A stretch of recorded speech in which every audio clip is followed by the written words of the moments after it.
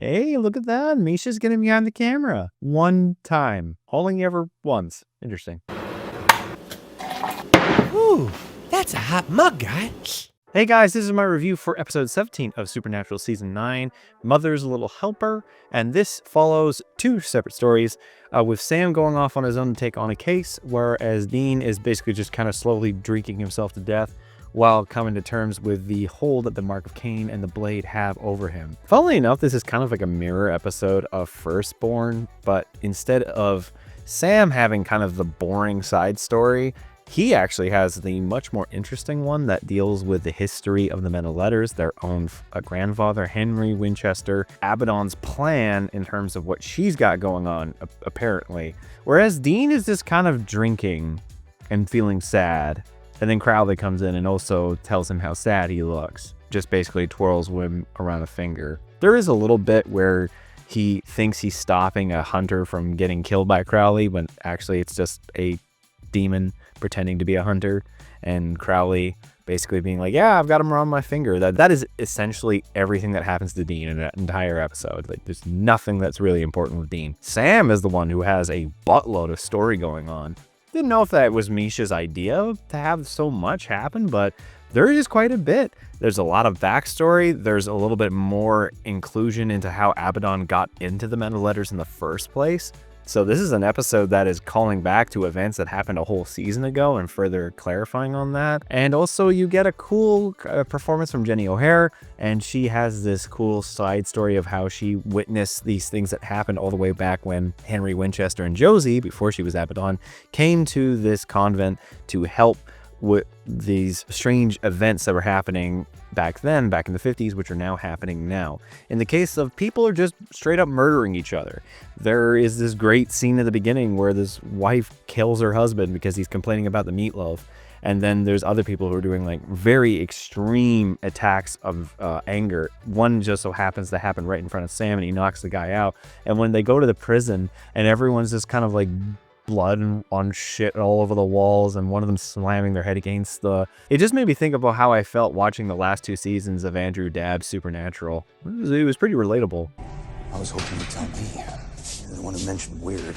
What it turns out what's actually going on is that this correlates back again, like I said, to this event back in the 50s where Abbadon took over Josie because Josie sacrificed herself to save Henry. And yes, much like how he was in season 8, the guy who's playing him still can't act his way out of a paper bag. That guy sucks. And thankfully he is either unconscious or barely has any dialogue in this, because the majority of the development is being told by Jenny O'Hare's character Julia, or by Abbadon, played by Alina Huffman. Those two are the main people in this episode, thankfully, because like I said, the Henry guy he sucks. He's just not a good actor. I'm sorry for those who I may be offending with that, but he's just not good. Not as this character, at least. The Henry Winchester character is just very, very... I'm moving off of him. What it turns out that's been happening is that they have been stealing souls. This is something that Sam kind of goes off on because he's like, hey, everyone's kind of acting a little bit like how I did when I had no soul. Mind you, Sam was at least a bit articulated with his soullessness. He wasn't straight up murdering people, which is what is happening in this town. So there's a little bit of discrepancy there. It turns out that, they have this idea to turn these souls into demons and make an army, and that's pretty terrifying. So the only thing is, though, I kind of wonder if this is ever going to come back really again in any kind of sense, because this is also again something that is just, oh, it's here. Yeah, this is also something, because the whole ghost thing, people dying and staying in the veil, that has not been mentioned yet at all. But there's something that does happen that's actually kind of funny in this episode. Sam has the whole exorcism ritual on his phone as a recording, and you just think that they would use that again, but no, they probably never will. I never remember them using it, and when I saw it, I was like, whoa, again, a tool that the Supernatural universe would introduce and then never bring back again. Something we are very used to. Overall, I like Sam's story. I like the adventure he goes on. I like the history elements being told by Jenny, and also just the further elaboration about how Abbadon got into the Men of Letters and killed everyone, and just what her plan is. Whereas it's kind of like a, oh yeah, here's the plan, by the way, kind of weak sauce introduction to it. it still has some weight to it. Overall, I think that it's an okay episode. One thing I will say, though, just before I give the review, the photo that Misha has, the guy behind him, I actually worked with him on a show. He was kind of a robot. He actually even went on to direct a couple of episodes later on in the show, which I don't know if I will see any of those in season 10. So in the end, I'm going to give Mother's Little Helper a 4 out of 7. Not too bad, Misha, not too bad.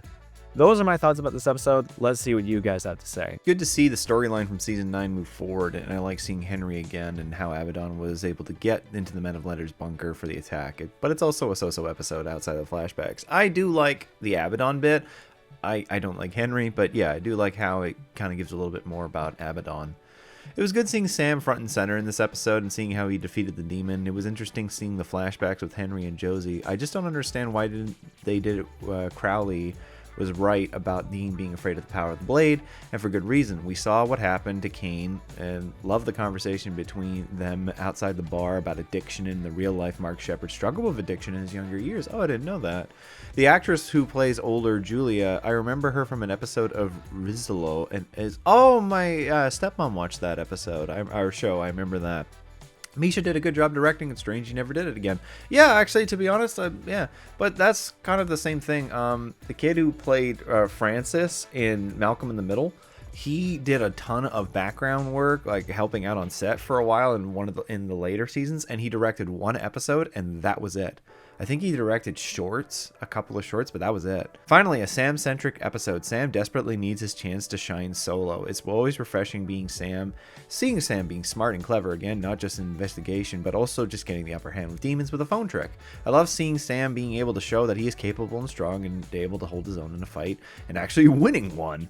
Plus, having personal ties and a personal investment in the case, that's all the things that are lacking in this season.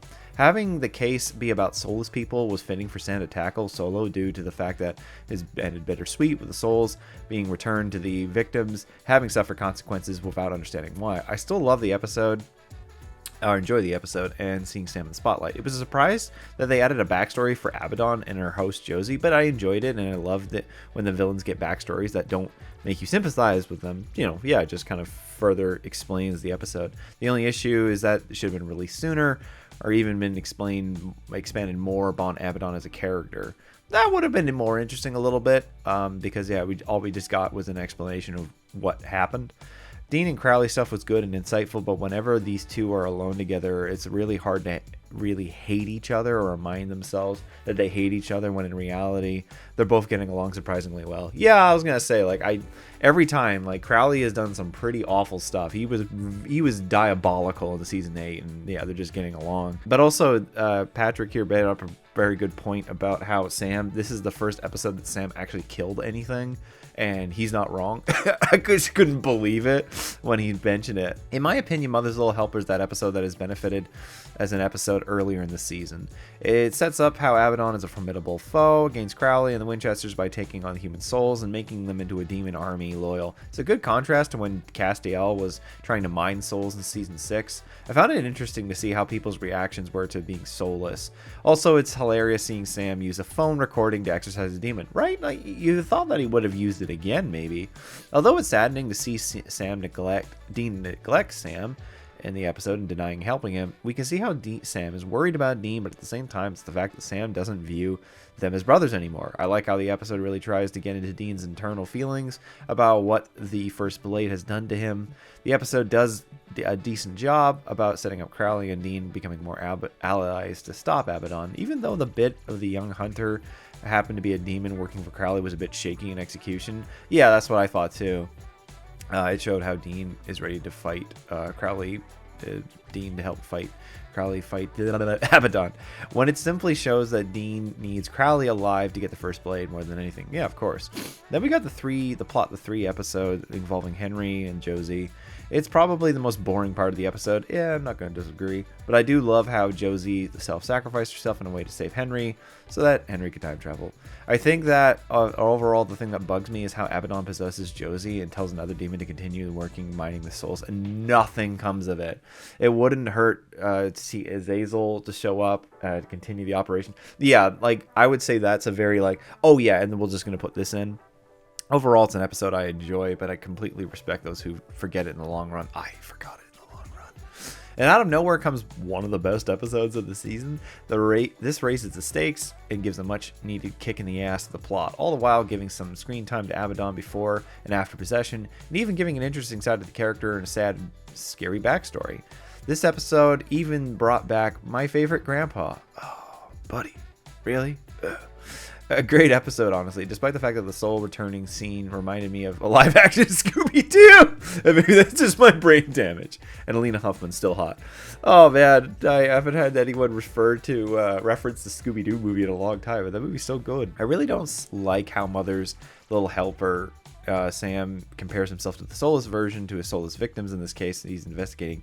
He comes to the conclusion way too fast. It's just unbelievable due to how differently the people are acting to him. Yeah, I will give you that, because yeah, like Sam wasn't going around murdering everyone. Maybe because he had those intentions of what to do with what he could do, whereas these people are just like, hey, I can just do what I want without any consequence, without any, like, the primal human urge, like the ego and the id.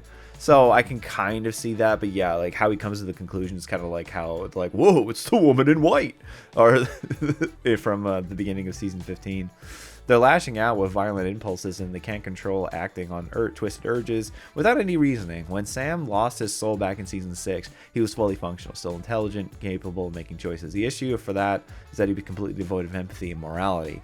He manipulated, lied, and even let Dean get turned into a vampire to get further to his own goals, but at least he had reasons for the choices he made. The kid in the diner literally didn't. You think there's a why, but no.